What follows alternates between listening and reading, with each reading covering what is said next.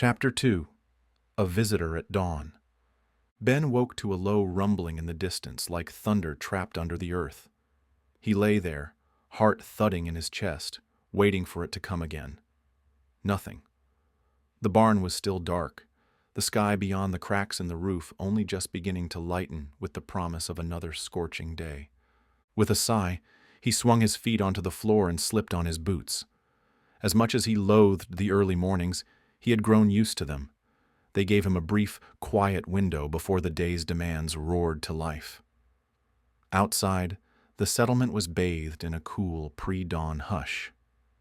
The air was fresh, and the shadows of twisted fences and broken vehicles loomed taller than they did at midday. He headed for the storage shed at the back of the property, figuring he'd get a jump on checking the traps they'd set overnight. Maybe if he finished quickly, he'd have a moment to himself. Time to climb the fence and just look at the world beyond. Even the bare fields and the distant ruins were more interesting than hammering nails and hauling water. As he rounded the corner, he caught a glimpse of movement near the fence. He slowed, heart quickening. It was a person, standing with their back to him, scanning the farmland. Their posture was tense, like someone used to keeping watch. Hello? Ben called softly. The figure spun around. It was a woman not much older than Corin, wearing a patched jacket and a faded bandana around her neck. Her eyes flicked over Ben, sizing him up in an instant. "Did na teammate mean to spook you?" she said, lifting her hand slightly in a gesture of peace. "You did not," Ben lied, stepping forward. "You, Tamara, on private land. This is our settlement. TM aware." She turned, revealing a small backpack slung over one shoulder. I was hoping to trade for some supplies. Heard there's a family out here who might have extra." Ben frowned. Strangers weren't common this far out, but they weren't unheard of either. Sometimes travelers passed through, offering scrap metal or stories from distant towns. Often they brought trouble along with them. "Oh, what do you have to trade?" "Oh, depends on what you need." "Oh," the woman said. "Oh, TM. I've got some spare tools, a few medical items, bandages, antiseptics. Oh, nothing fancy, but it's more than most people can offer these days." Before Ben could reply, he heard footsteps behind him. His father, tall and imposing even at this early hour, appeared at his side. Corin was right behind him, hammer in hand. Ben's father eyed the stranger warily. Who are you?" "Oh," he demanded. She gave a short nod. Nam. TM's. Lara. Team. Just passing through, looking to trade if you, TM, are interested." His father studied her in silence. The wind shifted, rustling the dry grass and carrying a faint tang of something metallic, an ever-present reminder of how broken the world had become. Finally, he gestured for Lara to follow. Wow, TM all talk at the barn. Wow. Ben and Corin trailed behind as they led Lara to the makeshift table they used for sorting supplies. She pulled off her backpack and unzipped it, laying out her wares, a small toolkit, a few sealed bandages, some pills in an unlabeled bottle, and a worn coil of wire. Corin picked up a screwdriver, turning it over in his calloused hands. "Oh, where a TM? You come by these?" "Oh." "Salvaged them from an old hardware store near the city outskirts," Lara said. I only take what I can carry." Ben noticed how her gaze kept drifting toward the horizon, where the ruins of Emerance still stood in silent testament to the world that once was.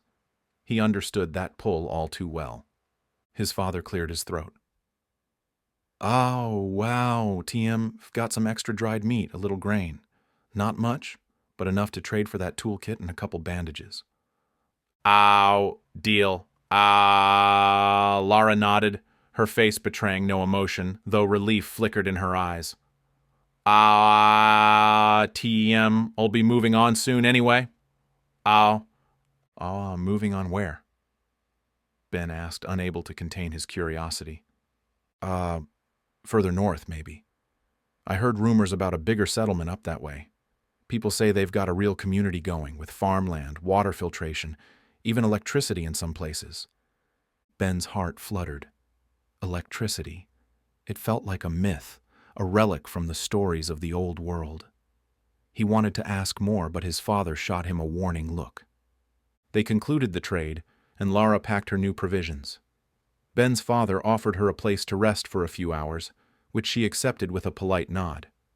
As she settled in the barn's shaded corner, Corin and their father started sorting through the newly acquired tools. Ben lingered by Lara, curiosity gnawing at him. "Is it really true? About electricity?"